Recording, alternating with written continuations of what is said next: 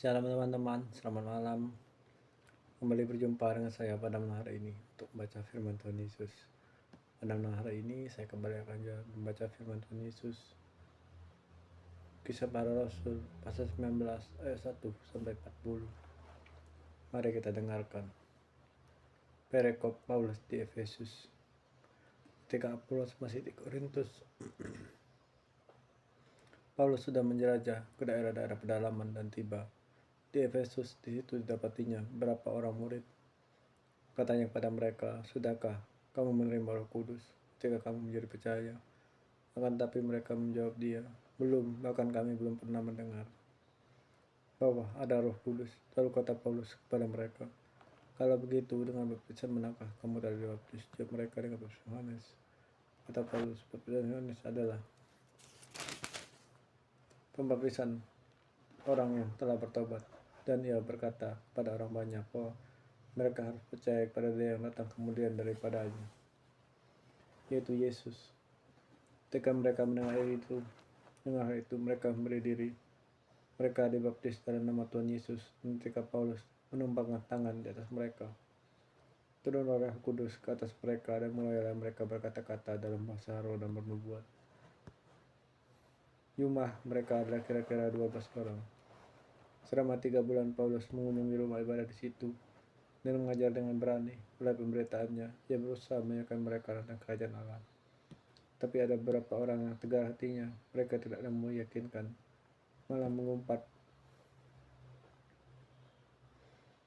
jalan Tuhan di depan banyak orang. Karena itu Paulus meninggalkan mereka dan misalkan murid-muridnya dari mereka, dan setiap hari berbicara di rumah kuliah Tiranus. Hal itu dilakukannya 2 tahun lamanya, sehingga semua penduduk Asia mendengar firman Tuhan, baik orang Yahudi maupun orang Yunani. Oleh Paulus, Allah mengadakan mujizat-mujizat yang luar biasa. Bahkan orang membawa sapu tangan atau kain yang pernah dipakai oleh Paulus dan melakukan sakit, maka lenyaplah mereka dan keluar roh jahat. Perikop anak-anak Skewa. Juga beberapa tukang jampi Yahudi yang berjalan keliling negeri itu mencoba menyebut nama Tuhan Yesus atas mereka yang telah suka roh jahat dengan berseru, katanya, "Aku menyumpahi kamu demi nama Yesus yang dibiarkan oleh Paulus." Mereka yang melakukan itu ialah 7 orang anak imam Yahudi yang bernama Skewa. Tapi roh jahat itu menjawab, "Yesus aku kenal, dan Paulus aku ketahui, tapi kamu, siapakah kamu?" Dan orang dari roh jahat itu mendapat mereka dan mengganggu mereka, dan semua mengalahkannya, hingga mereka lari ke rumah orang itu dengan telanjang dan luka-luka. Hal itu diketahui oleh seluruh penduduk Efesus, baik orang Yahudi maupun orang Yunani. Maka ketakutanlah mereka semua dan makin bermasalah nama Tuhan Yesus. Bahkan di antara mereka yang telah menjadi percaya, tertanam mengaku di muka umum bahwa mereka pernah turut melakukan perbuatan-perbuatan seperti itu. Banyak juga di antara mereka yang melakukan sihir, mengumpulkan kitab-kitab lalu membakarnya di depan mata semua orang. Nilai kitab-kitab itu hasil 50.000 uang perak. Dan jalan ini mereka secara firman Tuhan dan makin berkuasa. Perikop Demetrius menimbulkan huru-hara di Efesus. Kemudian daripada semuanya itu, Paulus bermaksud pergi ke Yerusalem melalui Makedonia dan Akhaya. Katanya, "Sudah berkunjung ke situ, aku harus melihat Roma juga." Lalu ia menyuruh 2 orang pembantunya, yaitu Timotius dan Erastus, mendahuluinya ke Makedonia. Tapi ia sendiri tinggal berapa lama lagi di Asia.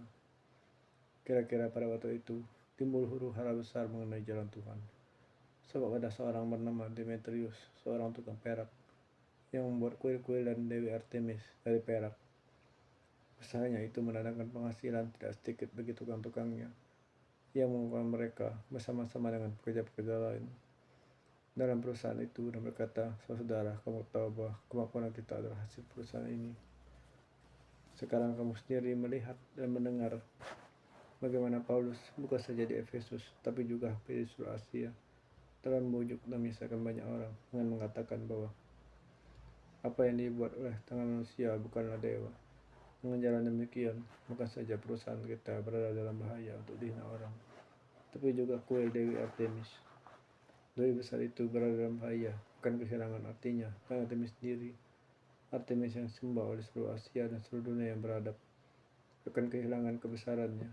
Mendengar itu, Mereka melakukan amanah mereka, lalu mereka berteriak-teriak katanya, "Besarlah Artemis, dewi orang Efesus." Seluruh kota menjadi kacau dan mereka bersama menjadi gedung kesenian. Tamir Gaius dan Aristarchus, keduanya orang Makedonia, dan Demas perjalanan Paulus.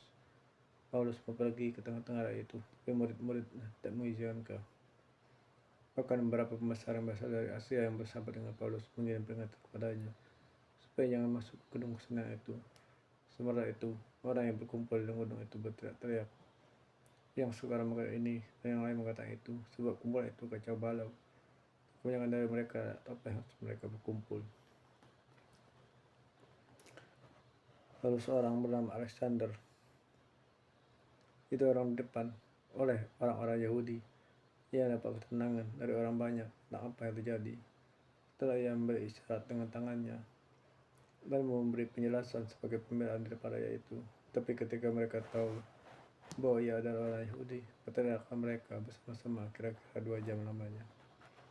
Besarlah Artemis, dewi orang Efesus. Akan tetapi panitia kota menenangkan orang banyak itu dan berkata, "Hai orang Efesus, siapakah ini yang tidak tahu bahwa kota Efesus lah yang memelihara baik kuil Dewi Artemis yang maha besar maupun patungnya yang turun dari langit. Itu tidak dapat dibantah.